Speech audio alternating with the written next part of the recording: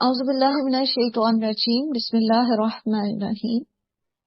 کل ہم نے آیت نمبر 106 تک، ٹھیک ہے، نہیں میں تھوڑا سا میں اس کو پچھلی آیات تھوڑا سا اس کو دہراتے ہیں اپنا۔ آیت نمبر 103 پر، ٹھیک ہے، نماز کی بات ہو رہی تھی، اس سے پیچھے بھی نماز کی بات ہو رہی تھی۔ تو نماز کی اہمیت جو ہے اس کا اندازہ ہمیں ہوتا ہے، ایک تو یہ کہ اللہ سبحانہ وتعالیٰ نے قرآن کریم میں سب سے زیادہ جس چیز کا حکم دیا ہے وہ نماز قائم کرنا ہے۔ نماز قائم کرنے کا ذکر قریباً 92 ٹائمز قرآن میں آیا ہے، نماز قائم کرنا، ٹھیک ہے، نماز قائم کرو، نماز قائم کرو۔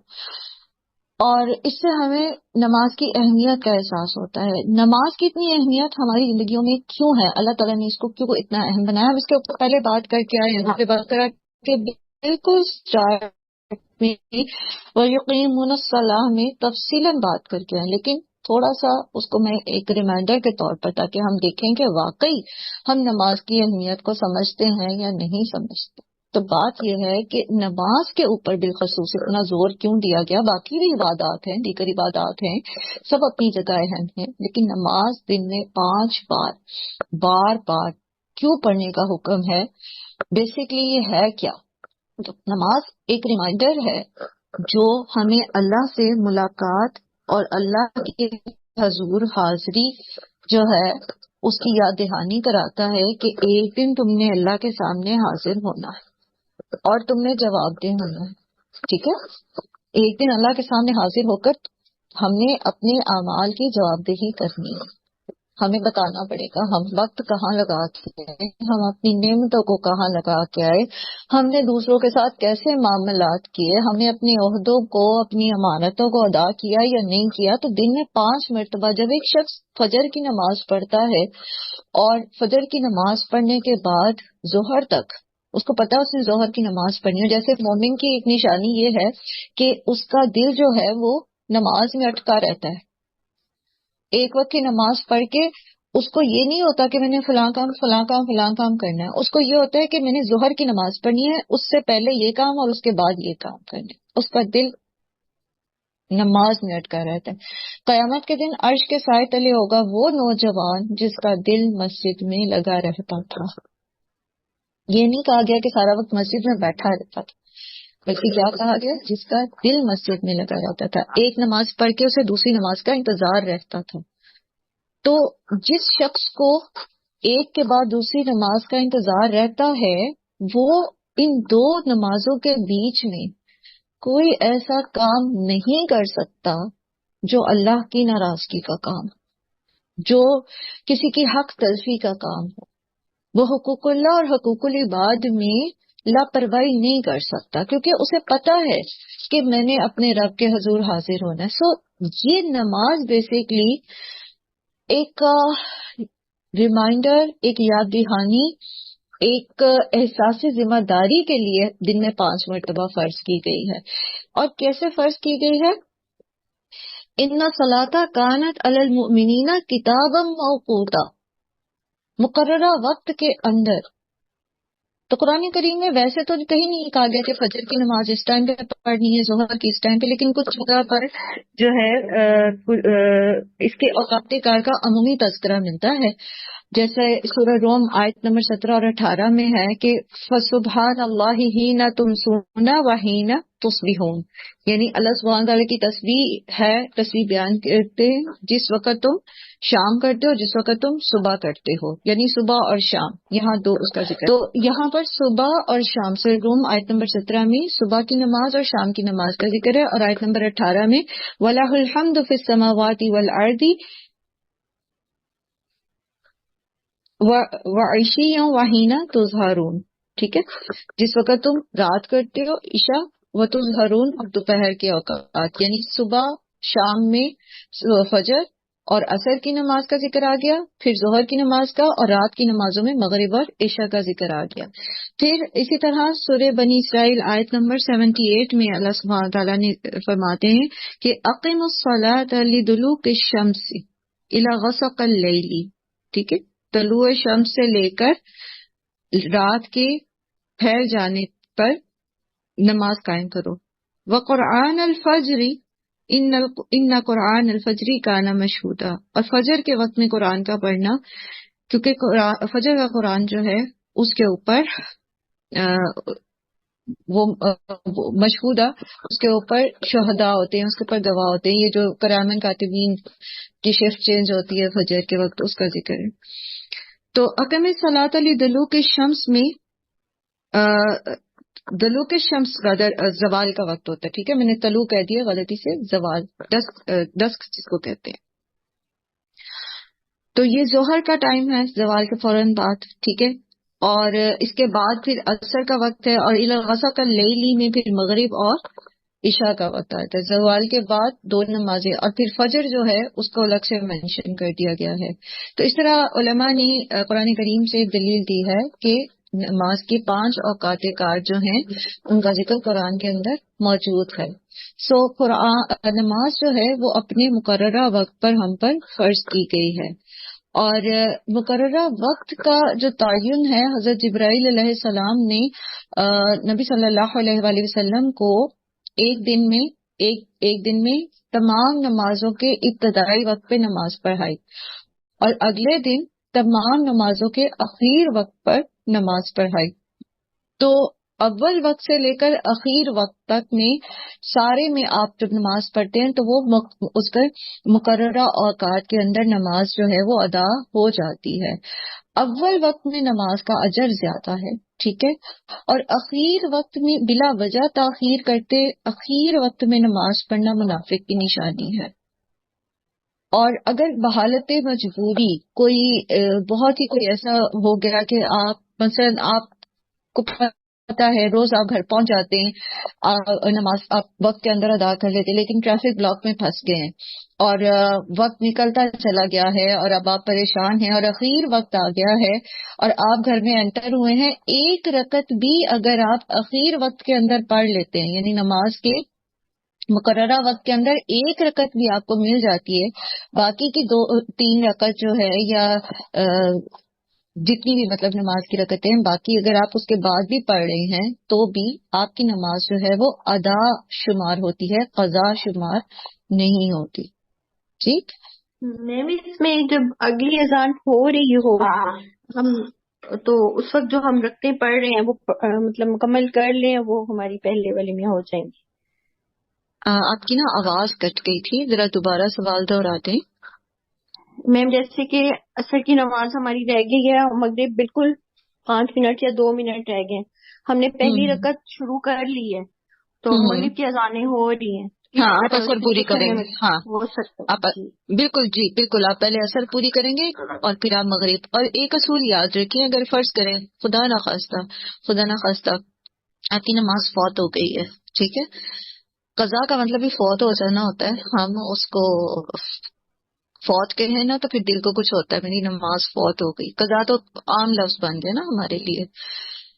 اچھا، جب ہماری نماز خدا نخواستہ فوت ہو گئی عصر کی فرض کریں تو مغرب کا وقت داخل ہو گیا ہے. اب آپ نے جب قضا ادا کرنی ہے تو سنت یہ ہے کہ آپ پہلے عصر پڑھیں گے پھر آپ مغرب پڑھیں گے، ٹھیک ہے. لیکن اگر توجہ سے پلیز تھوڑا سن لیجیے گا، لیکن اگر مغرب کا وقت بھی بہت تنگ رہ گیا ہے اور عصر بھی نہیں پڑی تو پھر پہلے مغرب پڑھیں گے، کیونکہ عصر تو پہلے ہی قضا ہو چکی ہے تو اب مغرب قضا نہیں کرنی، پھر مغرب کو ادا کر لیں اور اس کے بعد عصر پڑھیں گے. ٹھیک ہے جی ام کلثوم. السلام علیکم ورحمۃ اللہ وبرکاتہ. وعلیکم یہ السلام.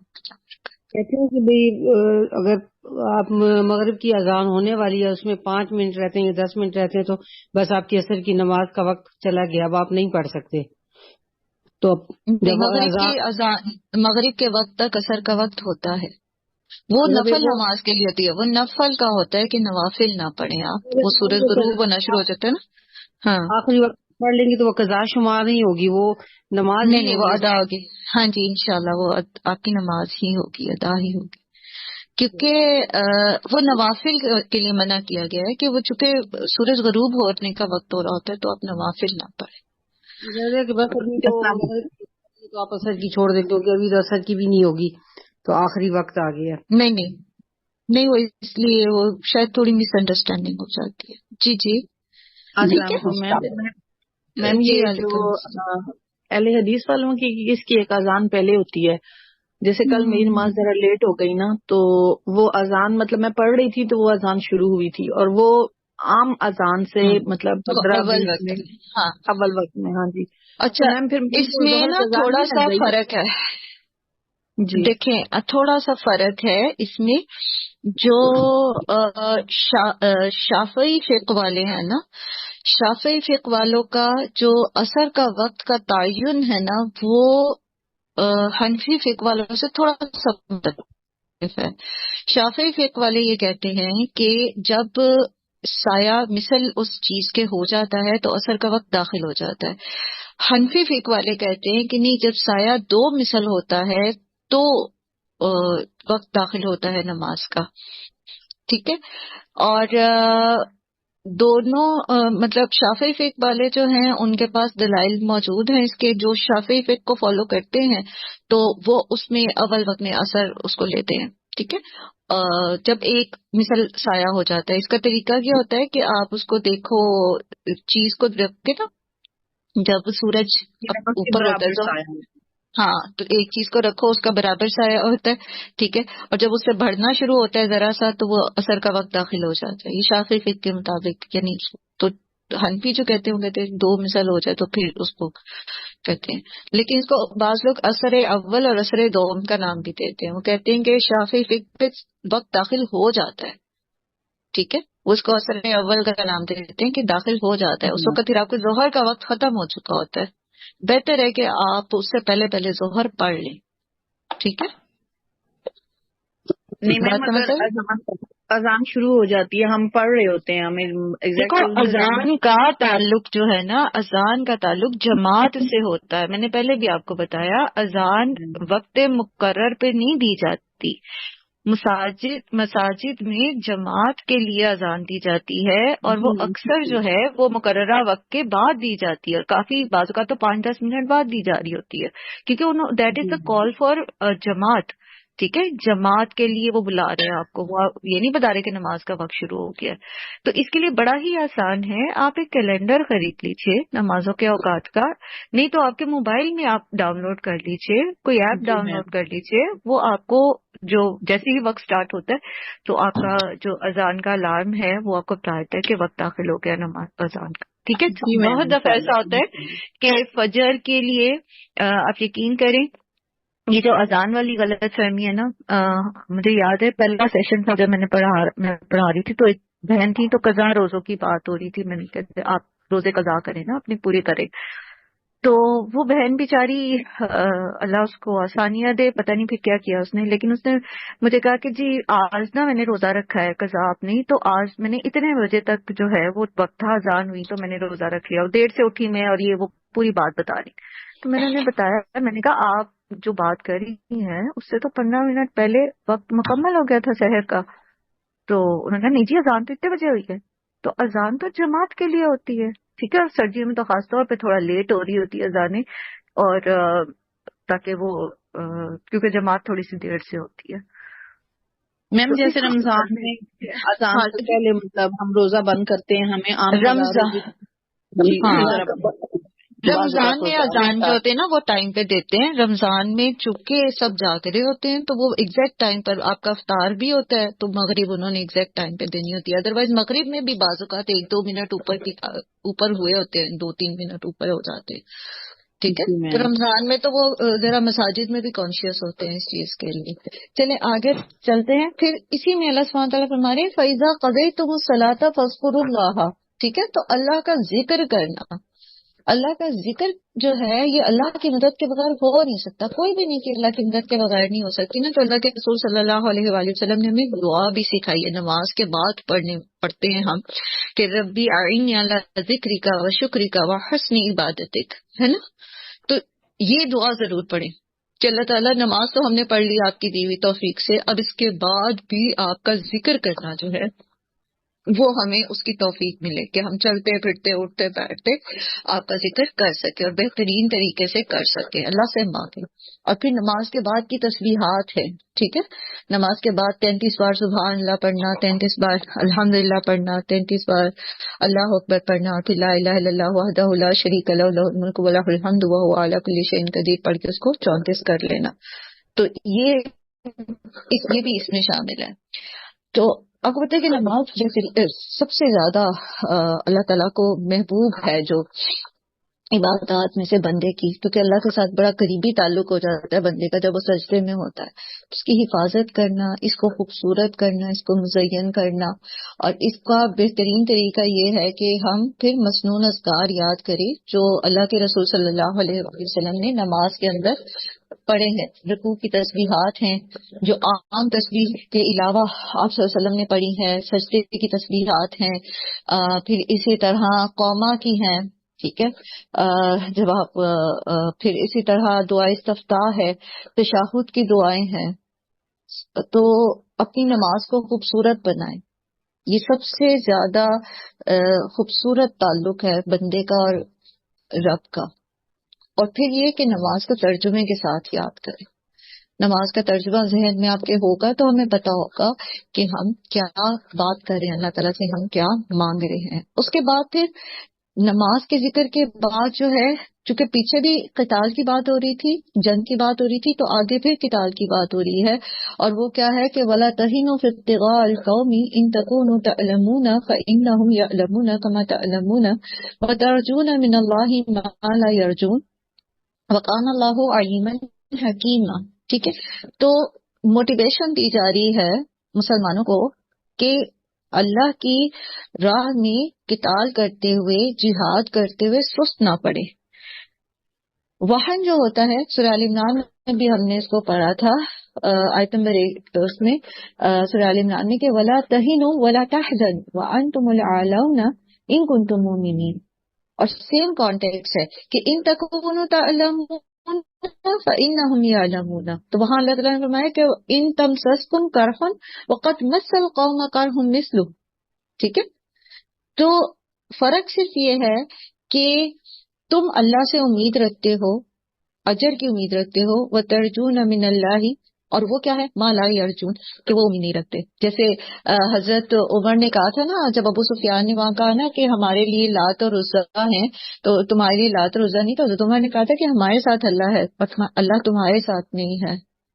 تو یہ جو فرق ہے نا، یہ سب سے بڑا فرق ہے کہ انسان جو ہے وہ اللہ کی راہ میں جہاد کرتے ہوئے صبر کے ساتھ، اجر کی امید کے ساتھ کام کرتا رہے، اور ہار جیت پہ نظر نہ رکھے کہ میری کوشش کتنی کامیاب ہو رہی ہے یا اس میں مجھے فی الحال میرے سامنے کیا نتیجہ نکل رہا ہے، بلکہ وہ آخرت پر نظر رکھے۔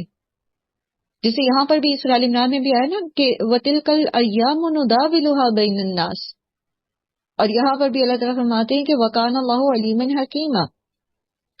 وہاں کیا بتایا کہ یہ ہار جیت تو ہوتی رہتی ہے، کبھی کسی کے حصے میں آتی ہے، کبھی کسی کے حصے میں آتی ہے، اور یہاں بھی بتا دیا کہ اللہ تعالیٰ علم رکھتے ہیں، نیتوں کے بارے میں جانتے ہیں، کوششوں کے بارے میں جانتے ہیں، کون کس کوشش کس نیت کے ساتھ جو ہے وہ میدان جنگ میں آیا ہے یا جہاد کے میدان میں اترا ہے۔ تو یہ اجر کا معاملہ جو ہے یہ سراسر اللہ کے ہاتھ میں، ٹھیک ہے۔ ہم نے کیا کرنا ہے، ہم نے زندگی میں اپنا ٹارگٹ سیٹ کرنا ہے اور اس ٹارگٹ کے لیے پھر اپنی جہاد کرنا ہے، یعنی اپنی اٹموسٹ اسٹرگل کرنی ہے، چاہے پھر ہمیں اس کے اندر کتنی ہی قربانیاں دینی پڑیں، کتنی ہی مشقتیں اٹھانی پڑیں، کیونکہ آپ دیکھیں چاہے ٹارگٹ آپ کا دین کا ہو یا دنیا کا ہو، یعنی آخرت سے ریلیٹڈ ہو یا محض دنیاوی ہو، محنت تو کرنی پڑتی ہے۔ جو لوگ مشقت اٹھانے کا حوصلہ نہیں رکھتے، جیسے یہاں اللہ تعالیٰ نے فرمایا نا کہ وَلَا تَهِنُوا، سست نہ پڑو، سست نہ پڑو۔ اگر ہمارے اندر مشقت اٹھانے کا حوصلہ نہیں ہے تو ہم کبھی بھی بڑے کام نہیں کر سکتے نا، تو اس لیے پہلے ہی کہہ دیا گیا کہ وَلَا تَهِنُوا، تم سستی نہ اختیار کرو۔ سستی کس کی نشانی ہوتی ہے؟ منافقی. منافق کی نشانی ہوتی ہے. ٹھیک ہے، منافقت کی. اگر اللہ کی راہ میں کام کرنے کے لیے، چاہے وہ عبادات ہیں چاہے وہ معاملات ہیں، اگر ہم سست ہیں، ہم نے سستی دکھائی ہے، تو اس کا مطلب یہ ہے کہ اس کام کی اہمیت کا ہمیں اندازہ ہی نہیں ہے. اور ایسا کس کے ساتھ ہوتا ہے؟ منافق کے ساتھ. منافق کو نہیں اندازہ ہوتا، اس کو نہیں احساس ہوتا کہ وہ کتنے اہم کام کو چھوڑا ہے. ٹھیک ہے، بات سمجھ آ رہی ہے؟ اس کو نہیں اندازہ ہوتا کہ وہ کتنا بڑا لاس کر رہا ہے اپنا، جب وہ سستی کر رہا ہے. جیسے منافق جو ہوتے ہیں ان کے بارے میں قرآن کریم میں آتا ہے نا کہ جب وہ نماز پڑھتے ہیں، اللہ کا ذکر کرتے تو بہت کم ذکر کرتے ہیں. صلاتی کام کو سالہ، جب وہ نماز کے لیے کھڑے ہوتے ہیں تو سستی سے کھڑے ہوتے ہیں. تو یہ جو سستی ہے یہ ان کو کتنا نقصان پہنچا رہی ہے. اب دیکھو نا، ایک نماز ہے، ایک وہ نمازی ہے جو اول وقت میں نماز پڑھتا ہے. ٹھیک ہے، اس کا اجر کیا ہے کہ اللہ سبحانہ تعالیٰ اس کو اپنی امان میں لے لیتے ہیں، اور اس کے لیے وہ تمام اجر ہیں جو نماز پڑھنے والے کے لیے ہیں. اور ایک وہ نمازی ہے جو بلا وجہ لٹکاتا رہتا ہے، اچھا بھی اٹھتا ہوں، اچھا بھی اٹھتا ہوں، اچھا بھی پڑھتا ہوں، اچھا بھی کرتا ہوں، اور پھر نماز کا وقت تنگ رہ جاتا ہے اور وہ تیزی تیزی سے سجدے کرتا ہے، جیسے نبی صلی اللہ علیہ وسلم نے فرمایا نا، کوے کی طرح ٹھونگے مارنا. تو یہ کیا ہوتا ہے پھر؟ یہ کتنا بڑا لاس ہے کہ اب نہ وہ اللہ کی امان میں رہا، نہ اس کے لیے وہ اجر و ثواب ہے جو اس نمازی کے لیے تھے جس نے محبت کے ساتھ اول وقت میں نماز پڑھی. تو منافق کو نہیں اندازہ ہوتا کہ وہ کتنا بڑا لاس کر گیا اپنا، سستی کی وجہ سے، محض سستی کی وجہ سے. اور یہ تو ایک نماز کی مثال ہے. آپ دیکھیے کہ ہم نے کیا سیکھا؟ ہم نے یہ سیکھا کہ اگر آخرت کی کامیابی اور عظیم درجات چاہیے تو پھر محنت کرنی پڑے گی، پھر ہمیں سستی سے باہر نکلنا پڑے گی، پھر ہمیں اپنا کمفرٹ زون چھوڑنا پڑے گا. اور ہر ایک کا کمفرٹ زون ڈفرینٹ ہوتا ہے. صرف گرم بستر یا چائے کا گرم کا کمفرٹ زون نہیں ہوتا. بعض لوگوں کا کمفرٹ زون یہ ہوتا ہے کہ وہ یاد نہیں کرنا چاہتے، انہیں پڑھنا مشکل لگتا ہے. باقی کام وہ بہت کچھ کر لیتے ہیں، لیکن پڑھنا، یاد کرنا، ہو یہ تو ہم سے نہیں ہوگا، یہ تو بہت مشکل ہے. تو یہ کیا ہے؟ یہ ان کا کمفرٹ زون ہے. وہ سمجھتے ہیں کہ بس مجھے یاد نہ کرنا پڑے. They are quite comfortable with this کہ وہ پڑھے نہیں، وہ یاد نہیں کرے. اب آپ دیکھو کہ اگر کمفرٹ زون نہیں چھوڑتے، وہ مشکل برداشت نہیں کرتے، یا کر سکیں گے جو وہ لوگ کریں جو یاد کریں.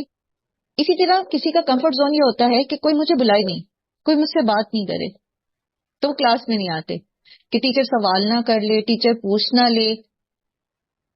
اب آپ دیکھو، اگر وہ اپنا یہ کمفرٹ زون چھوڑیں گے نہیں کہ مجھ سے پوچھا نہ جائے، مجھ سے بات نہ کی جائے، اور اس وجہ سے وہ کلاس میں نہیں آتے، تو کیا وہ علم حاصل کر سکیں گے؟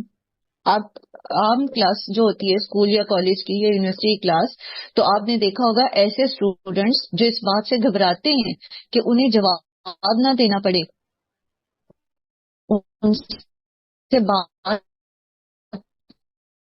نہ کی جائے کلاس میں، تو وہ کیا کرتے ہیں؟ آہستہ آہستہ آہستہ کدھر چلے جاتے؟ بیل کا آنسر کرتے ہیں ٹیچر کے، وہ زیادہ سیکھتے ہیں یا بیک بینچر زیادہ سیکھتے ہیں؟ بتائیں. سوال کرنے والے زیادہ سیکھ، جو سوال کرتے ہیں، جو سوال کا جواب دیتے ہیں، جو ٹیچر کے قریب رہ کر پڑھتے ہیں، اگلی لائنوں میں بیٹھتے ہیں، وہ زیادہ سیکھتے ہیں. تو یہاں جو موٹیویشن ہمیں دی جا رہی ہے وہ یہ ہے کہ جتنا بڑا کام آپ کرنا چاہتے ہو تو آپ کو اپنا کمفرٹ زون چھوڑنا پڑے گا، آپ کو اس کے لیے محنت کرنی پڑے گی، آپ کو اس کے لیے مشقت اٹھانی پڑے گی. وہ کچھ بھی ہو سکتی ہے. بعض لوگوں کے لیے مال لگانا بڑا آسان ہوتا ہے، ان کے لیے اس میں آسانی ہوتی ہے. وہ کہتے ہیں کہ مطلب مدارس میں لگائیں گے پیسے، مساجد کی تعمیر میں پیسے لگائیں گے، دوسروں کو صدقہ دینے میں آرام سے پیسے لگا لیتے. ان کا وہ کام ان کو مشکل نہیں ہوتی، ان کے اندر فطرتاً مشکل نہیں ہوتی مال خرچ کرنے میں، لیکن ان کے لیے تہجد میں اٹھنا مشکل ہوتا ہے۔ اب وہ جو تہجد کی ایک برکات ہے، وہ جو ایک اللہ تعالیٰ کی طرف سے انویٹیشن ہے جو بندے کو اس وقت مل رہا ہوتا ہے، کون ہے جو اس وقت اٹھ کے مجھ سے دعا مانگے میں اس کی دعا قبول کروں، کون ہے جو مجھ سے بخشش مانگے میں اس کو بخشش، تو وہ یہ اللہ تعالیٰ کا ڈائریکٹ انویٹیشن ہے جو آپ کو مل رہا ہے۔ تو اس وقت کی نماز کا اجر تو اس کو نہیں ملے گا نا، اس کے لیے اس کو اپنا وہ کمفرٹ زون چھوڑنا پڑے گا کہ وہ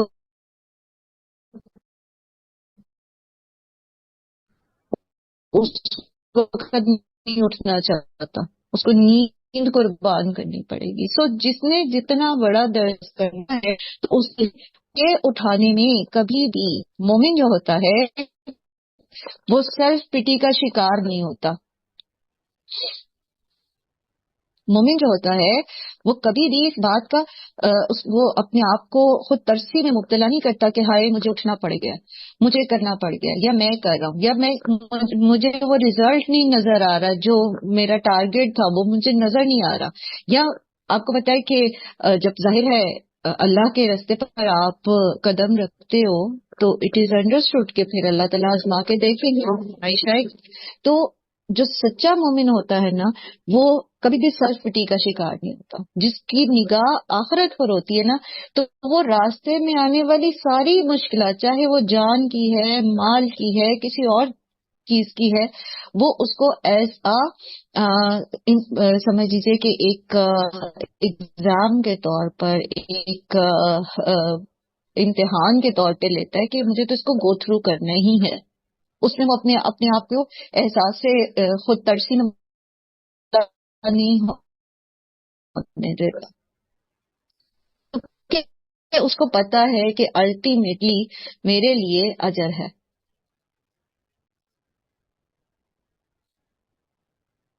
ٹھیک ہے، تو یہی بات یہاں ہم نے سیکھی ہے، یہی بات ہمیں سکھائی گئی ہے۔ بات کتاب کے تناظر میں ہوتی ہے، لیکن سب مومن ہے تو ہماری زندگی ایک مجاہد کی زندگی ہے، اور ایک مجاہد کی زندگی جو ہوتی ہے وہ قربانیوں کے ساتھ سجی ہوئی ہوتی ہے، کہیں جان کی، کہیں مال کی، کہیں خواہش نفس کی، کہیں محبتوں کی، کہیں وقت کی۔ مجاہد جو ہے اس کی زندگی کمفرٹیبل نہیں ہوتی، اس کی زندگی گھوڑے کی پشت پہ گزرتی ہے۔ سو ہم سب اللہ کی راہ میں، دین کی راہ میں مجاہد ہیں۔ اگر ہم بڑے درجے چاہتے ہیں تو اس میں محنت کرنی پڑے گی، سیکھنے کے لیے بھی، سکھانے کے لیے بھی، لوگوں کو دین کی طرف بلانے کے لیے بھی، خود عمل کرنے میں بھی، اور دوسروں کو عمل کی طرف لانے کے لیے بھی، مسلسل محنت اور مشقت۔ چلیں آگے چلتے ہیں، اور اللہ سبحانہ تعالیٰ فرما رہے ہیں یہاں اب قرآن کے نزول کی بات ہو رہی ہے کہ اِنَّا أَنزَلْنَا إِلَيْكَ الْكِتَابَ بِالْحَقِّ، بے شک ہم نے نازل کی کتاب آپ کے ساتھ، آپ کی طرف حق کے ساتھ، لِتَحْكُمَ بَيْنَ النَّاسِ، تاکہ آپ فیصلہ کریں درمیان لوگوں کے اس کے ساتھ جو آپ بما اراک اللہ، جو اللہ نے دکھایا آپ کو۔ یہاں قرآن کریم کا کے نزول کا مقصد بیان کیا جا رہا ہے، اور وہ کیا ہے کہ قرآن جو ہے یہ حق کی نشاندہی کرتا ہے، بالحق، ٹھیک ہے، حق کے بارے میں بتاتا ہے۔ قرآن کو فرقان بھی کہا گیا ہے نا، یہ حق اور باطل کو الگ الگ کر کے دکھاتا ہے۔ پھر آپ دیکھیں کہ حق واضح کب ہوگا؟ جب باطل کو واضح کیا جائے گا، یعنی دونوں چیزوں کو الگ الگ واضح کرنا، منکرات کی نشاندہی کرنا اور حق کی، سچ کی نشاندہی کرنا۔ تو قرآن فرقان ہے، یہ حق اور باطل کو الگ الگ کر دیتا ہے۔ اور پھر آپ دیکھیں کہ قرآن کے اندر جو ہے وہ اللہ تعالیٰ نے انذار بھی نازل کیے ہیں اور بشارتیں بھی نازل کی ہیں لوگوں کے لیے۔ آپ صلی اللہ علیہ وآلہ وسلم کو جیسے اللہ تعالیٰ نے معراج میں دکھایا کہ کس طرح سے جو ہے وہ جنت اور جہنم کا بھی نظارہ کرایا، پھر اسی طرح اپنی بڑی بڑی نشانیاں دکھائیں، وہ سب کچھ جو اللہ نے دکھایا، پھر اللہ تعالیٰ نے آپ کو وحی کے ذریعے سکھایا، اور پھر لِتَحْكُمَ بَيْنَ النَّاسِ، لوگوں کے بیچ میں فیصلہ کرنا۔ اچھا، لوگوں کے بیچ میں فیصلہ کرنا، ایک تو یہ کہ جیسے یہاں پر ایک خاص کانٹیکسٹ کی بھی بات ہوگی، ابھی میں وہ آپ کے سامنے عرض کرتی ہوں، لیکن آپ یہ دیکھیں کہ لوگوں کے بیچ میں فیصلہ آپ کو ہر وقت ہی قریباً کرنا پڑتا ہے۔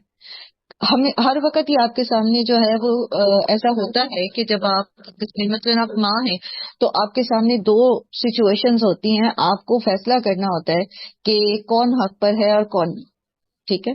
آپ اگر ٹیچر ہیں، آپ ایک پرنسپل ہیں، آپ ایک گروپ لیڈر ہیں،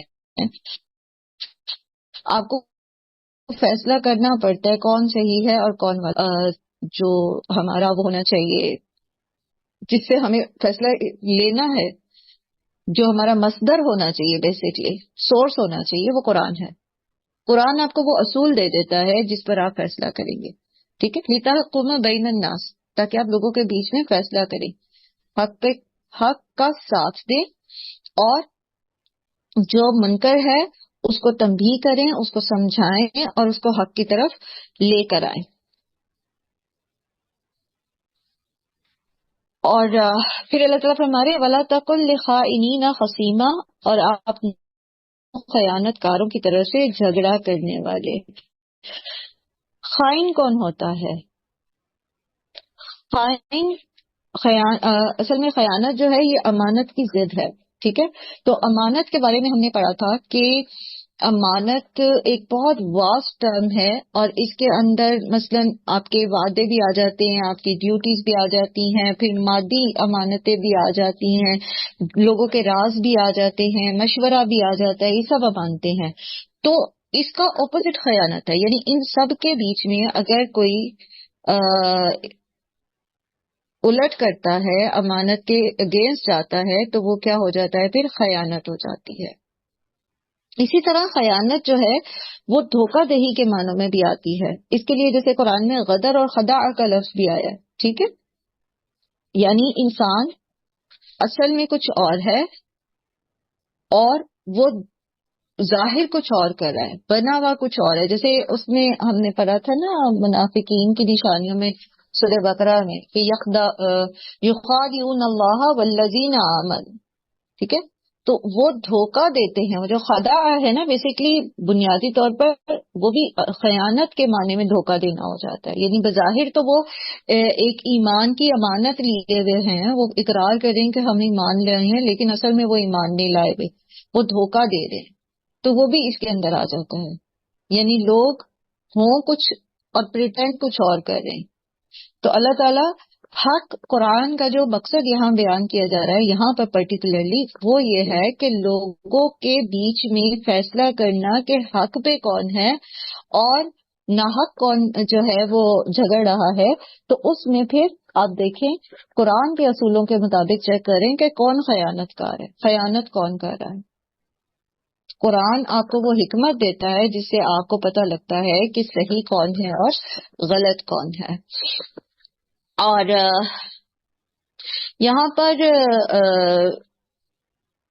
ایک ٹیکنیکل سی چھوٹی سی بات ہے، میں آپ کے ساتھ شیئر کر دیتی ہوں، ہو سکتا ہے آپ کو کہیں سننے میں ملے۔ وہ یہ ہے کہ اسی آیت سے جیسے اللہ تعالیٰ نے فرمایا نا کہ اِنَّا أَنزَلْنَا إِلَيْكَ الْكِتَابَ بِالْحَقِّ لِتَحْكُمَ بَيْنَ النَّاسِ بِمَا أَرَاكَ اللَّهُ، تو یہاں پر نبی صلی اللہ علیہ وآلہ وسلم کو اجتہاد کرنے کا اختیار دیا گیا ہے۔ اجتہاد یہ ہوتا ہے کہ جہاں بظاہر وحی نہیں موجود، وحی الہی نہیں موجود، تو پہلے سے جو وحی الہی موجود ہے اس کے مطابق جو ہے وہ اپنی سمجھ کے ساتھ، سوچ کے ساتھ، اپنے علم کے ذریعے جو ہے اس کے اوپر فیصلہ کیے جائے۔ اجتہاد جو ہے یہ ایک ٹرم ہے آپ کی فقہ جو ہے۔ تو اس میں وہ دلیل یہ ہے کہ بخاری اور مسلم میں نبی صلی اللہ علیہ وآلہ وسلم نے اپنے دروازے پر کچھ جھگڑنے والوں کی آواز سنی، تو آپ صلی اللہ علیہ وسلم باہر آئے اور فرمایا کہ سنو، میں ایک انسان ہوں جو سنتا ہوں، اس کے مطابق فیصلہ کرتا ہوں، بہت ممکن ہے کہ ایک شخص زیادہ حجت باز اور چرب زبان ہو اور میں اس کی باتوں کو صحیح جان کر اس کے حق میں فیصلہ کر دوں، بس جس کے حق میں فیصلہ کر دوں وہ فی الواقع حقدار نہ ہو تو وہ سمجھ لے کہ وہ اس کے لیے جہنم کا ٹکڑا ہے۔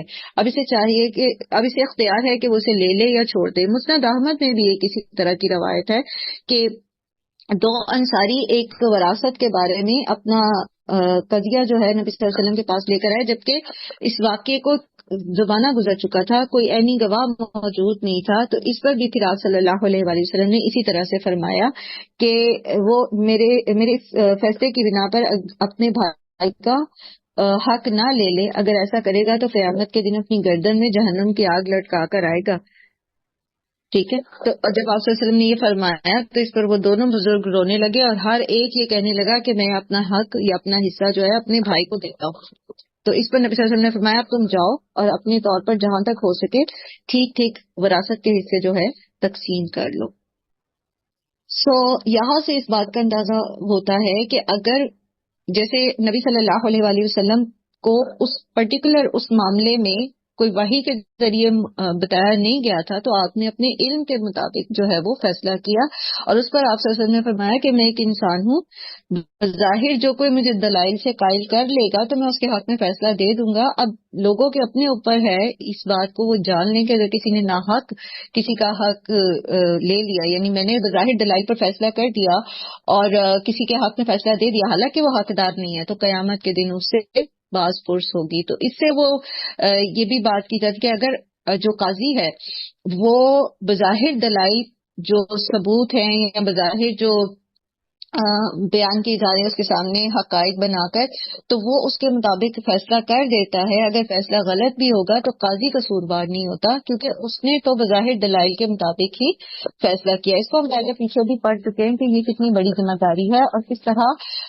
لازماً جو فیصلہ کرنے والا ہے اس کو اپنے تئیں پوری تحقیق کرنی ہے اور اس کے بعد جو ہے وہ فیصلہ کرے گا، اور پھر اس کو جو ہے اس کے فیصلے پر اگر وہ غلط بھی ہے فیصلہ تو اس کی سزا اس کو سزا نہیں ہے۔ ہاں، جو جان بوجھ کر کسی سے لے لیتا ہے، کسی سے کا حق لے لیتا ہے تو اصل قصوروار وہ ہوگا۔ اور یہاں پر اللہ تعالیٰ فرما رہے ہیں کہ وَلَا تَكُن لِّلْخَائِنِينَ خَصِيمًا، خصمہ کہتے ہیں جھگڑے کو، یعنی خوب جھگڑا لو، ٹھیک ہے۔ تو جو خیانت کرنے والے، جھگڑا کرنے والے ہیں، آپ ان کی طرف سے جو ہے وہ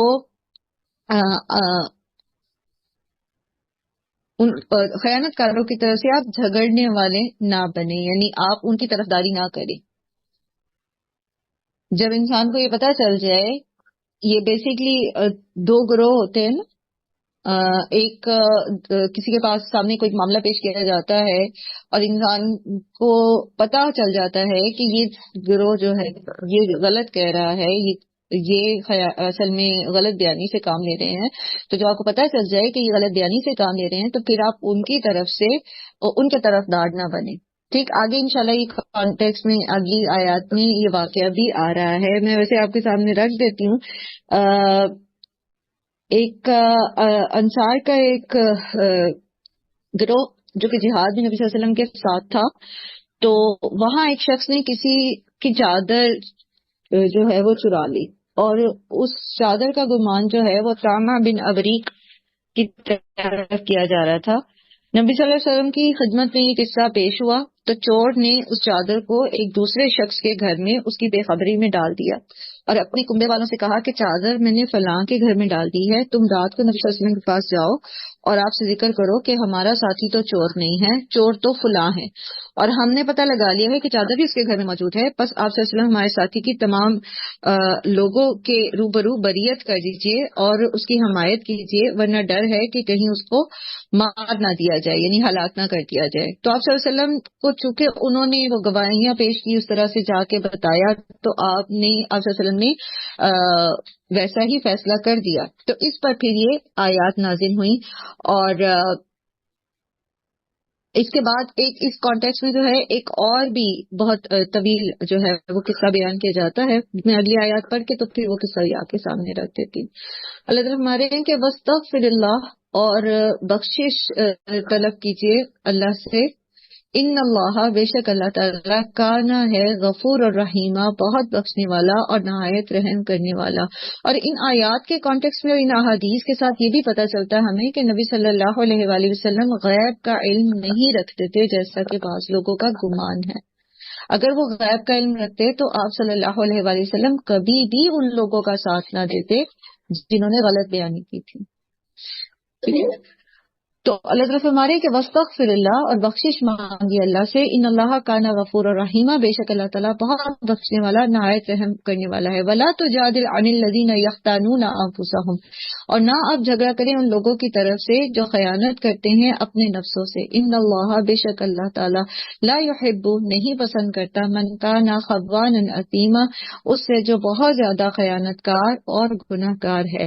ہمیں پتہ ہے کہ خیانت جو ہے یہ گناہ کبیرہ ہے. ٹھیک ہے، کیسے پتا چلا کہ خیانت گناہ کبیرہ ہے؟ کیونکہ اللہ تعالیٰ خیانت کار کو پسند نہیں کرتا. تو جس فعل کے کرنے والے کے لیے اللہ تعالیٰ صاف صاف فرما دیں کہ اللہ تعالیٰ کو وہ پسند نہیں ہے، ٹھیک، تو وہ گناہ جو ہے گناہ کبیرہ ہے. جیسے ایک حدیث ہے کہ نبی صلی اللہ علیہ وسلم نے فرمایا کہ ومن غش فلیس منا، جس نے ملاوٹ کی وہ ہم میں سے نہیں ہے. یعنی ملاوٹ کیا ہے؟ بیسیکلی خیانت ہی ہے نا، وہ کسی بھی چیز میں ہو سکتی ہے. تو آپ صلی اللہ علیہ وسلم نے فرمایا کہ جس نے ملاوٹ کی وہ ہم میں سے نہیں ہے. اور اسی طرح آپ دیکھیں کہ کوئی بھی خیانت، جیسے پیچھے بھی ہم نے ذکر کیا، اور اس چیز کے لیے نا انسان کو، اگر وہ مومن ہے، اگر وہ اللہ پر اور آخرت کے دن پر ایمان رکھنے والا ہے، تو اس کو بہت ڈرنا چاہیے. کیونکہ ایک سوئی کے برابر بھی جو ہے کسی کی چیز، ایک جھوٹا موتی بھی ایک مجاہد کے لیے جہنم کی آگ بن جاتا ہے. یعنی قتال میں حصہ لینے والا شخص جو جس نے میدان جنگ میں جان دے دی، لیکن اس نے ایک چادر اٹھا لی تھی مال غنیمت میں سے بغیر بتائے، تو وہ چادر اس کے اوپر آگ کی چادر بنا کے تان دی گئی تھی. چاہے امانت مادی ہو، ٹینجیبل ہو یا نان ٹینجیبل ہو، عہدہ ہو، مشورہ ہو، راز ہو، کچھ بھی ہو، انسان اس کے بارے میں بہت ڈر کے رہتا ہے، بہت کانشیس اس کو ہونا پڑتا ہے، بہت باریک بین ہونا پڑتا ہے، ہونا چاہیے اگر وہ اللہ پر ایمان رکھتا ہے اور قیامت پر ایمان رکھتا ہے. اگر واقعی وہ اپنے ایمان میں سچا ہے تو وہ اس معاملے میں لاپرواہ ہو نہیں سکتا. اب اس ایک چھوٹی سی بات کو آپ سمجھیں کہ جب کوئی شخص اس طرح سے کانشیس ہوگا ہر معاملے میں، اب وہ ہر معاملے کو امانت اور خیانت کے تناظر میں دیکھے گا، تو پھر بتائیے کہ کیا وہ کبھی بھی کسی کے ساتھ بھی خیانت کر سکے گا؟ کسی بھی لیول پر وہ قانون شکنی کر سکے گا؟ کسی بھی لیول پر وہ دوسرے کا حق مارنے کا سوچ سکے گا؟ قطعی نہیں، کیونکہ اسے پتا ہے کہ اس کا معاملہ کس کے ساتھ ہے. اس کا معاملہ اس ہستی کے ساتھ ہے کہ یعلم خیانت اعین وما تخفی الصدور، جو نگاہوں کی بھی خیانت کو پا لیتا ہے اور دلوں میں جو چھپے ہوئے راز ہیں ان کو بھی جانتا ہے، اور مالک یوم الدین وہ ہے. تو پھر کہیں پر بھی کوئی بھی خیانت کا سوچ بھی نہیں سکتا، چاہے وہ استاد ہے، چاہے وہ شاگرد ہے، چاہے وہ ماں ہے، چاہے وہ شوہر ہے، چاہے وہ بیوی ہے، چاہے وہ دکاندار ہے، خریدار ہے، کچھ بھی ہے، کسی بھی جگہ پر ہے، وہ حکمران ہے یا وہ رعایا میں سے ہے، وہ ٹائر کو پنکچر لگانے والا ہے یا وہ کوئی بیوروکریٹ ہے، وہ کہیں پر بھی بیٹھ کے ایک نقطے جتنی بھی خیانت کا تصور بھی نہیں کر سکتا، کیونکہ اسے پتا ہے کہ اللہ تعالیٰ اس کو دیکھ رہے ہیں اور قیامت کے دن اس سے حساب لیا جائے گا. ان اللہ لا يحب من کان خوانا اثیما، اللہ تعالیٰ خائن اور گناہگار لوگوں کو پسند نہیں کرتا. یستخفون، وہ چھپ سکتے ہیں، من الناس، لوگوں سے، ولا یستخفون من اللہ، اور وہ نہیں چھپ سکتے اللہ سے، وہو معہم، اور وہ ان کے ساتھ ہے، اذ یبیتون، جبکہ وہ رات کو مشورہ کرتے ہیں، ما لا یرضی من القول، جو نہیں وہ پسند کرتا بات میں، یعنی اللہ سے چھپ کر لوگوں سے چھپ کر وہ راتوں کو وہ باتیں کرتے ہیں جو اللہ تعالیٰ کو پسند نہیں ہے. وَقَانَ اللَّهُ بِمَا يَعْمَلُونَ مُحِيطًا، اور اللہ ہے اللہ اس کی جو وہ عمل کرتے اس کو خوب گھیرنے والا. جہاں پہلے میں واقعہ آپ کے سامنے رکھتی ہوں، ٹھیک ہے، اس کے کانٹیکسٹ میں اس کو بیان کرتے ہیں، پھر دیکھتے ہیں کہ ہم نے اس میں کیا سیکھا. ترمذی کی روایت ہے یہ، اور کتاب التفسیر میں حضرت قتادہ سے یہ مروی ہے، اور ایک لمبا واقعہ ہے. میں آپ کے سامنے اس کو پڑھ دیتی ہوں اور پھر اس کو میں بتا دیتی ہوں. حضرت قتادہ کہتے ہیں کہ ہمارے گھرانے کے یعنی بنو ابریق کا ایک گھر تھا، ہمارے گھر کے پاس ہی جو ہے وہ بنو ابریق قبیلے کا ایک گھر تھا، جس میں 3 لوگ رہتے تھے، بشر، بشیر اور مبشر. بشیر جو تھا وہ ایک منافق شخص تھا، اور وہ کہتے کہ نبی صحابہ رسول صلی اللہ علیہ وسلم جانتے تھے کہ یہ جو ہے یہ اشعار کو کسی اور کی طرف منسوب کر کے مطلب خود بناتا برے اشعار اور اس کو کسی اور کے نام سے بتاتا. تو صحابہ جانتے تھے اس کو، اس شخص کی فطرت کو. تو حضرت قتادہ کہتے ہیں کہ یہ جاہلیت کے زمانے سے ہی نا ان لوگوں کے وتیرے یہی تھے. مدینہ کے لوگوں کا اکثر کھانا یعنی جو اور کھجورے تھیں، اور جو لوگ شام سے آئے ہوئے تھے، مطلب ذرا امیر لوگ ہوتے تھے تو وہ شام سے آنے والے قافلوں سے میدا وغیرہ خرید لیتے تھے، آٹا میدا وغیرہ خرید لیتے تھے، اناج، اور جسے وہ اپنے لیے محفوظ کر لیتے تھے. اور باقی لوگ جو تھے وہ عام طور پر جو اور کھجور کھاتے تھے. قتادہ کہتے ہیں کہ میرے چچا رفاع یزید جو تھے وہ بھی شام کے آئے ہوئے قافلے سے ایک بورا آٹے کا یعنی میدے کا خرید لائے اور اس کو اپنے گھر کے اوپر والے حصے میں محفوظ کر دیا، جہاں ہتھیار، زرہیں اور تلواریں وغیرہ بھی رکھی ہوئی تھی. رات کو چوروں نے نیچے سے نقب لگا کر اناج بھی نکال لیا اور ہتھیار بھی چرا کر لے گئے. صبح میرے چچا یعنی قتادہ کے چچا جو ہیں کہتے صبح میرے چچا میرے پاس آئے اور سارا واقعہ بیان کیا. کہتے اب ہم ذرا تجسس کرنے لگے کہ پتہ چلیں کہ یہ کس کا کام ہے. تو کہتے پتہ چلا کہ آج رات بنو ابریق کے گھر میں آگ جل رہی تھی اور کچھ کھا پکا رہے تھے. تو غالباً وہ ہمارے ہی گھر سے یعنی ان کے چچا کے گھر سے چوری کیا ہوا اناج تھا، کیونکہ انہوں نے بتایا نا کہ وہ لوگ جو تھے ان کے پاس اناج نہیں ہوتا تھا. یہ بہت شاذ ہی لوگ تھے جو کوئی قافلوں سے خریدتے تھے، ریچ پیپل ہوتے تھے جو اناج افورڈ کر سکتے تھے. اناج مین آٹا افورڈ کر سکتے تھے، میدا، ریفائن آٹا کہہ لیجیے آپ. تو وہ کہتے کہ اس سے پہلے کہ جب کچھ گھرانے والے ان سے پوچھ گچھ کرتے تو مطلب ان سے پوچھ گچھ کر رہے تھے تو اس قبیلے کے لوگوں نے ہم سے کہا کہ تمہارا چور جو ہے وہ لبید بن سہل ہے. یعنی انہوں نے بجائے یہ کہ وہ اپنی چوری کو چھپانے کے لیے انہوں نے الزام کس پہ لگا دیا؟ لبید بن سہل پر. قتادہ کہتے ہیں ہم جانتے تھے کہ لبید کا یہ کام نہیں ہے، وہ ایک دیانتدار سچا مسلمان شخص ہے. حضرت لبید کو جب یہ خبر ملی تو وہ آپے سے باہر ہو گئے اور انہوں نے بہت غصہ کیا اور کہا کہ بنو ابریق کے پاس گئے اور کہا کہ تم نے اگر میری چوری ثابت نہ کی تو میں تم لوگوں کو قتل کر دوں گا. تو ان لوگوں نے اس وقت تو معافی مانگ لی اور اس کے بعد قتادہ کہتے ہیں کہ ہم نے تحقیق کی اور ہمیں پتہ چل گیا کہ بنو ابریق نے ہی چوری کی ہے. تو نبی صلی اللہ علیہ وآلہ وسلم کے پاس گئے اور انہیں کہا کہ آپ ہمیں چلے اناج رہنے دیں، وہ انہوں نے کھا لیا ہے، کوئی بات نہیں، آپ ہمارے ہتھیار ہمیں واپس دلوا دیں. اس پر نبی صلی اللہ علیہ وسلم نے تسلی دی انہیں کہ اچھا میں پتہ کراتا ہوں کیا سلسلہ ہے. اور جب نبی صلی اللہ علیہ وسلم کی طرف سے معاملے کی تحقیق کا بنو ابریق کو پتہ چلا تو انہوں نے اپنے ایک آدمی جو ہے وہ آپ صلی اللہ علیہ وسلم کے پاس بھیجا، جو صحابہ میں سے تھے اسید بن عروہ. تو انہوں نے آ کے کہا کہ یا رسول اللہ یہ تو ظلم ہے، بنو بریق تو صلاحیت والے اور اسلام والے لوگ ہیں، اور قتادہ بن نعمان اور اس کے چچا ان کو چور کہتے ہیں، اور بغیر کسی ثبوت اور دلیل کے جو ہے وہ چوری کا الزام ان پر لگاتے ہیں، اور وغیرہ وغیرہ اس طرح کر کے انہوں نے ان کی طرفداری کی، اور اس پر جو ہے لائک گویا ان کے جو قبیلے والے تھے نا، انہوں نے ان کے لیے ان کے حق میں گواہیاں دی، حالانکہ سب کو اندازہ ہو گیا تھا کہ انہوں نے چوری کی ہے۔ تو یہ واقعہ جو ہے بیان کیا گیا۔ اچھا، اس کے علاوہ بھی ایک اور واقعہ بھی اس تناظر میں بیان کیا جاتا ہے کہ چوری کرنے والے نے یہی جو تھا، اس نے جو ہتھیار تھا وہ ایک یہودی کے گھر میں ڈال دیا تھا، آٹا تو پکا کے کھا لیا اور ہتھیار جو تھے وہ ایک یہودی کے گھر میں ڈال دیے تاکہ الزام اس کے سر پہ آ جائے۔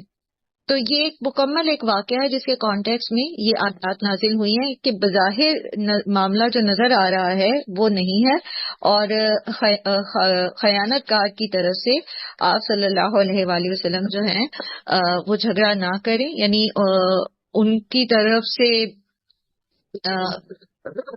ان کی طرف داری نہ کرے، انفیکٹ یہ کہا جا رہا ہے۔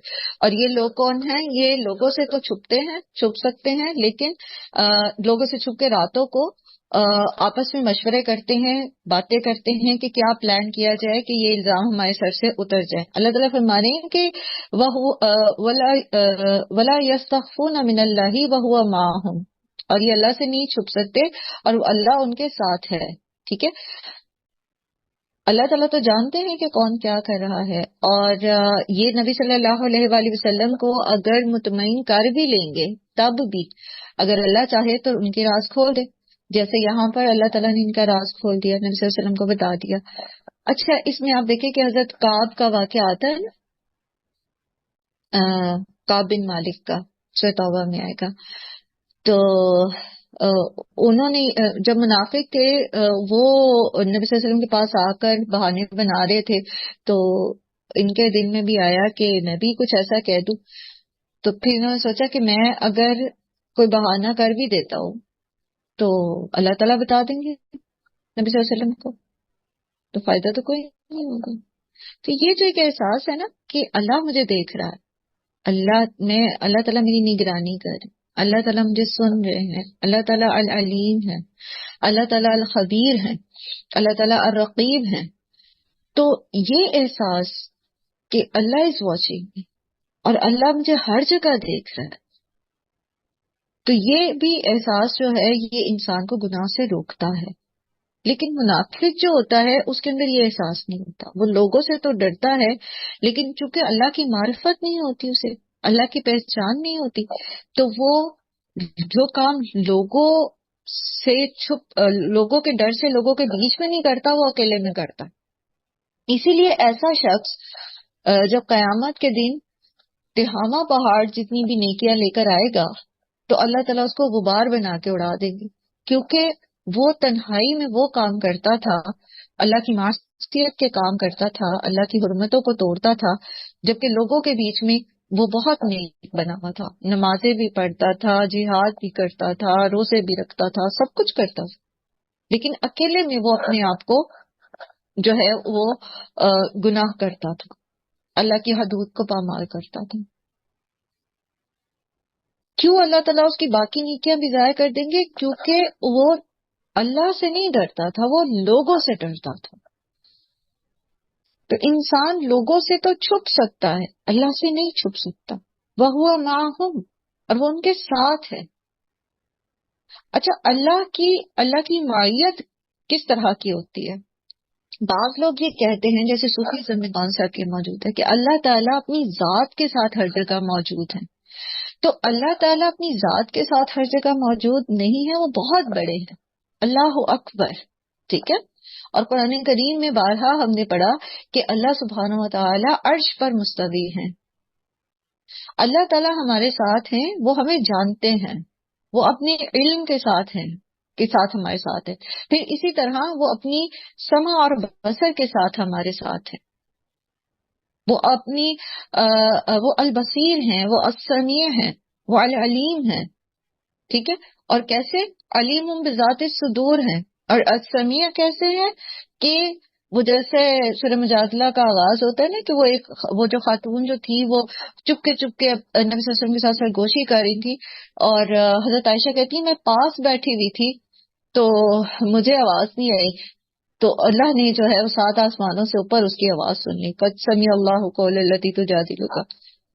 تو وہ اللہ تعالیٰ ایسے اسمی ہیں کہ لوگ آپس میں سرگوشیاں کرتے ہیں اور اللہ تعالیٰ کو پتا ہے اللہ تعالیٰ ان کے ساتھ ہے. جیسے آتا ہے نا کہ 2 لوگ سرگوشی کرتے ہیں آپس میں تو تیسرا اللہ ان کے ساتھ ہے، اور 3 لوگ سرگوشی کرتے تو چوتھا اللہ ان کے ساتھ ہے. تو کیسے ہے؟ اپنے علم کے ساتھ، اپنی بصر کے ساتھ. اچھا، اللہ کی معیت جو ہے نا یہ 2 طرح کی ہوتی ہے. اللہ کی معیت 2 طرح کی ہے، ایک معیت عام ہے اور ایک معیت خاص ہے. معیت عام کون سی معیت ہے؟ جو ہر ایک کے ساتھ ہوتی ہے، یعنی اللہ تعالیٰ ہر ایک کے ساتھ ہیں. جیسے قرآن کریم میں آتا ہے نا وَهُوَ مَعَكُمْ أَيْنَمَا كُنتُمْ، ٹھیک ہے، وہ تمہارے ساتھ ہے جہاں کہیں بھی تم ہوتے ہو. وہ اپنی سمع اور بصر اور اپنے علم کے ساتھ ہے. اور معیت خاص جو ہے وہ یہ ہے کہ لا تحزن ان اللہ معنا. وہ جیسے حضرت موسیٰ نے بھی کہا تھا نا کہ جب بنی اسرائیل آگے سمندر اور پیچھے فرعون کی فوج آ گئی تھی تو حضرت موسیٰ نے بھی کیا کہا تھا کہ میرے ساتھ میرا اللہ ہے، ٹھیک ہے، معی ربی، میرے ساتھ میرا رب ہے. تو یہ جو معیت ہے یہ خاص معیت ہے. یہ معیت انفیکٹ اللہ کی نصرت ہے، اللہ کی مدد ہے، ٹھیک ہے. معیت خاص سب کے ساتھ ہے، مسلمان، غیر مسلم، مومن، کافر، فاجر، ہر ایک کے ساتھ. اور معیت خاص جو کہ اللہ کی نصرت ہے، اللہ کی مدد ہے، وہ پھر کس کے لیے ہے؟ وہ اللہ کے مومن بندوں کے ساتھ ہے. اللہ کے اپنے اللہ کے جو محبوب بندے ہیں، جو مومن ہیں، جو ایمان لاتے ہیں، وہ ان کے ساتھ ہے. تو اللہ تعالیٰ فرماتے ہیں کہ یہ لوگوں سے چھپتے ہیں اور یہ اللہ سے نہیں چھپ سکتے. وہ اللہ تعالیٰ ان کے ساتھ ہے. جب یہ رات کو مشورہ کر رہے تھے، اور کن باتوں کے مشورے کر رہے تھے؟ خیانت کے، کہ کس طرح اپنے سر کا الزام جو ہے وہ دوسروں پہ ڈال دے. ما لا یرضی من القول، وہ جو اللہ تعالیٰ کو باتوں میں پسند نہیں ہے. اور اللہ تعالیٰ ہر عمل کو گھیرے ہوئے ہے، وہ المحیط، ٹھیک ہے، اللہ تعالیٰ ہر چیز کو گھیرے ہوئے ہے. تو کیا سیکھا آپ نے یہاں پر؟ ہم نے کیا سیکھا یہاں پر؟ ہم نے یہ سیکھا کہ کچھ بھی ہو ہمیں اللہ سبحانہ و تعالی کی نافرمانی نہیں کرنی، چاہے ہم اکیلے ہوں چاہے ہم پبلک میں ہوں. لوگوں سے ہم چھپ سکتے ہیں، ہم اللہ تعالیٰ سے نہیں چھپ سکتے. اور اللہ سبحانہ و تعالیٰ ہمارے ایک ایک عمل کے اوپر گرپ کرتے ہیں. اللہ تعالیٰ ہمیں دیکھ رہے ہیں، وہ ہماری آنکھوں کی خیانت کو بھی دیکھ رہے ہیں، ہمارے دلوں کی نیتوں اور نیتوں کے پیچھے چھپی ہوئی جو انٹینشنز ہیں، سارا کچھ، ہر چیز کو جو ہے وہ جانتے ہیں، اس ارادے اور اس مقصد کو جانتے ہیں. اور اللہ تعالیٰ نے اس لیول پر ہم سے حساب کتاب لینا. ہاں انتم ہا اولائی جادلتم عنہم فی الحیات الدنیا، خبردار تم وہ لوگ ہو جھگڑا کیا تم نے ان کی طرف سے دنیا کی زندگی میں، یعنی ان کے قبیلے والوں کی بات ہو رہی ہے کہ ان دنیا کی زندگی میں تو تم ان کی طرف سے جھوٹ سچ ملا کے جھگڑا کر لیتے ہو اور ان کے جھوٹ کو سچ بنا کے پیش کر دیتے ہو. فَمَن يُجَادِلُ اللَّهَ عَنْهُمْ يَوْمَ الْقِيَامَةِ، تو کون جھگڑا کرے گا اللہ سے ان کے بارے میں قیامت کے دن؟ أَم مَن يَكُونُ عَلَيْهِمْ وَكِيلًا، یا کون ہوگا ان پر قیامت کے دن کارساز؟ قیامت کے دن ان کو کون چھڑائے گا اللہ سے؟ کیونکہ بات وہی ہے نا کہ دنیا کی زندگی، منافق جو ہوتا ہے نا اصل میں اس کو سمجھ نہیں نہ ہوتی، وہ بیوقوف ہوتا ہے. الا انہم هم السفہاء، ہے نا، پڑھا ہے نا آپ نے کہ یہ تو خود بیوقوف ہے، انہیں پتہ ہی نہیں ہے، انہیں شعور ہی نہیں ہے دنیا کی زندگی کا. یہ سمجھتے ہیں دنیا میں جھوٹ سچ ملا کر یا جھوٹ کو سچ کی ملمہ کاری کر کے یہ فائدے اٹھا لیں گے، یہ کچھ کما لیں گے، یہ کچھ بن جائیں گے، یہ سزا سے بچ جائیں گے. تو اصل بات یہ ہے کہ دنیا کی تو زندگی ایک دھوکہ ہے. یہ تو بالکل ایسے ہی ہے جیسے کوئی خواب دیکھے اور جاگ جائے. تو جب جاگ جائیں گے تب تو معاملہ اللہ کے ساتھ ہے نا. اور اللہ تعالیٰ جو ہے وہ کون ہے؟ وہ تو وہ ہیں جن سے تم چھپ ہی نہیں سکتے، جن کے پاس تو ریکارڈ ہے تمہارا سارا، ایک ایک معاملے کا، ایک ایک بات کا، ایک ایک تمہاری حتیٰ کی نگاہوں کی جنبش تک کا، وہ تو سارا ریکارڈ موجود ہے. تو اس وقت جب سارے ثبوتوں کے ساتھ اللہ تعالیٰ کے سامنے اللہ تعالیٰ ثبوت پیش کر دیں گے، کرائم کاتبین آ جائیں گے، خود بندے کے اعضاء آ جائیں گے، ایک ریکارڈڈ پوری ایک فلم پیش کر دی جائے گی، دکھا دی جائے گی، آڈیو ویڈیو کے ساتھ ثبوت پیش ہو جائیں گے، پھر کون ان کو بچائے گا اللہ کی پکڑ سے؟ تو اصل بات یہ ہے کہ اصل میں معاملہ بندے کا اور اللہ کا ہوتا ہے، لیکن منافق کو یہ بات سمجھ نہیں آتی نا. اور ایسا کب ہوتا ہے کہ اب دیکھیں کہ جب معاملات ہوتے ہیں نا، دو لوگوں کے بیچ میں مثلا لڑائی ہے، تو اب کیا ہوتا ہے کہ معاملہ جب دو لوگوں کے بیچ ہے تو کچھ لوگوں کی محبتیں، کچھ لوگوں کی سمجھ لے پارٹی، کچھ لوگوں کا جو فائدے ہیں، جو مفادات ہیں، وہ ایک شخص کے ساتھ ہیں، کچھ کے دوسرے کے ساتھ ہے. تو لوگ پھر کیا کرتے ہیں؟ دنیا کے فائدے کو، دنیا کے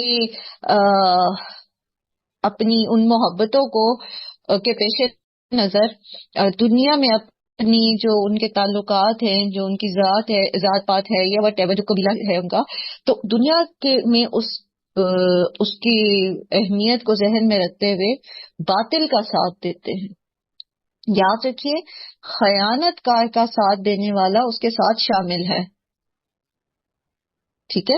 جو دھوکہ دے رہا ہے، حق کو چھپا رہا ہے اور دوسرے محض اب دنیاوی کسی وجہ سے اس کا ساتھ دے رہے، تو گویا وہ اس کے ساتھ شامل ہو گئے، گویا وہ اس کے اس عمل پر راضی ہیں. جیسے جب وہ اس نے قتل کیا تھا نا کیدار نے اونٹنی کو، حضرت عاد کی اونٹنی کو، تو قتل تو صرف کیدار نے کیا تھا، اذا انبعث اشقاہا، ہے نا، لیکن عذاب پوری قوم پر آیا.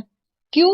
کیونکہ پوری قوم جو تھی نا اس کے عمل پر راضی تھی، ہر ایک گویا مورلی اس کے ساتھ تھا. تو جو جس کے ساتھ ہوگا عمل میں، راضی ہوگا اس کے عمل پر، وہ اس کے ساتھ ہی شمار کیا جائے گا. تو جب بھی کوئی ایسا معاملہ ہوتا ہے تو کبھی بھی انسان دنیا کی اپنی دنیا کے تناظر میں اس کو نہ دیکھے. ٹھیک ہے؟ اب آپ دیکھیں آپ کے اپنے گھر میں معاملہ ہے، بہو اور بیٹی کے بیچ میں معاملہ ہے. اب obviously ماں کو محبت بیٹی سے زیادہ ہوتی ہے، لیکن بیٹی نے اگر زیادتی کی ہے تو کبھی بھی بیٹی کا ساتھ نہ دیں، ہمیشہ حق کا ساتھ دیں. اسی طرح ساس میں اور بہو میں جھگڑا ہے، آپ کو اپنی ماں سے محبت زیادہ ہے، ماں کی جو ہے وہ رسپیکٹ ہے obviously زیادہ، حکم ہے اس چیز کا، لیکن یہ کہ ساتھ آپ حق کا دیں گے، کبھی بھی ظالم کا ساتھ نہیں دینا. ظالم کا ساتھ دینے والا ظالم کے ظلم میں شامل ہوتا ہے.